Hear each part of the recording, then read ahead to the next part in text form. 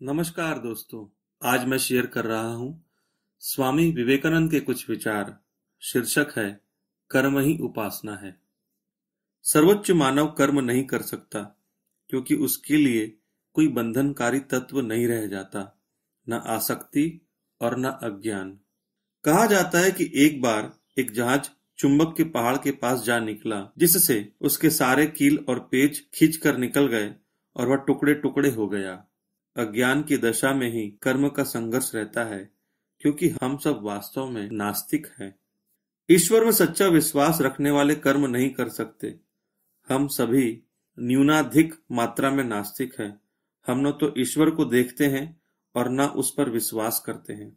हमारे लिए वह ईश्वर अक्षरों का समूह मात्र या शब्द मात्र है, इससे अधिक कुछ नहीं। हमारे जीवन में कुछ क्षण ऐसे आते हैं जब हम ईश्वर की समीपता का अनुभव करने लगते हैं, पर पुनः हम नीचे गिर जाते हैं।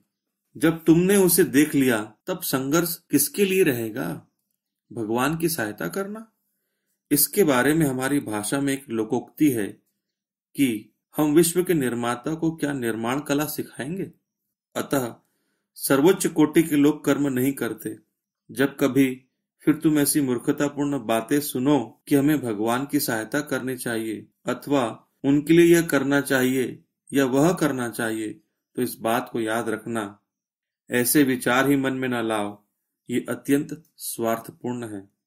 तुम जो कुछ भी कार्य करते हो, उन सब का संबंध तुम ही से है और उसे तुम अपने ही भले के लिए करते हो। भगवान किसी खंदक में नहीं गिर गए जो उन्हें हमारी या तुम्हारी सहायता की आवश्यकता है कि हम अस्पताल बनवाकर या इसी तरह के अन्य कार्य करके उनकी सहायता कर सके। उन्हीं की आज्ञा से तुम कर्म कर पाते हो। इस संसार रूपी व्यायामशाला में भगवान तुम्हें अपने रग पुट्ठों को व्यायाम द्वारा दृढ़ बनाने का अवसर देते हैं। इसलिए नहीं कि तुम उनकी सहायता करो, बल्कि इसलिए कि तुम स्वयं अपनी सहायता कर सको। क्या तुम सोचते हो कि तुम अपनी सहायता से एक चींटी तक को मरने से बचा सकते हो? ऐसा सोचना घोर ईश निंदा है। संसार को तुम्हारी तनिक भी आवश्यकता नहीं। संसार चलता जाता है। तुम इस संसार सिंधु में बिंदु सदृश हो। बिना प्रभु की इच्छा के एक पत्ता तक नहीं हिल सकता, हवा भी नहीं बह सकती।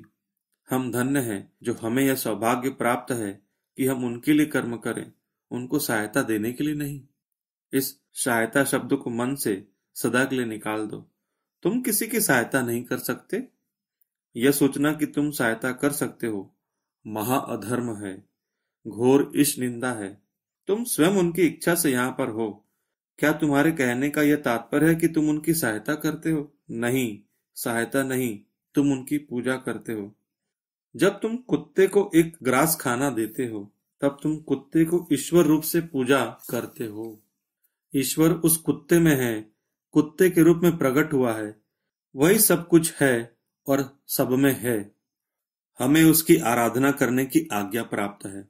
समस्त विश्व के प्रति यही आदर का भाव लेकर खड़े हो जाओ और तब तुम्हें पूर्ण अनासक्ति प्राप्त हो जाएगी। यही तुम्हारा कर्तव्य होना चाहिए। कर्म करने का यही उचित भाव है। कर्म योग इसी रहस्य की शिक्षा देता है। ये विचार संकलित है कर्म और उसका रहस्य नामक छोटी लघु पुस्तिका से, जिसका प्रकाशन नागपुर में स्थित रामकृष्ण मठ ने किया है। यदि ये विचार आपको अच्छे लगे हो तो प्लीज इसे शेयर करें और मेरा चैनल सब्सक्राइब करें। धन्यवाद श्रोता मित्रों।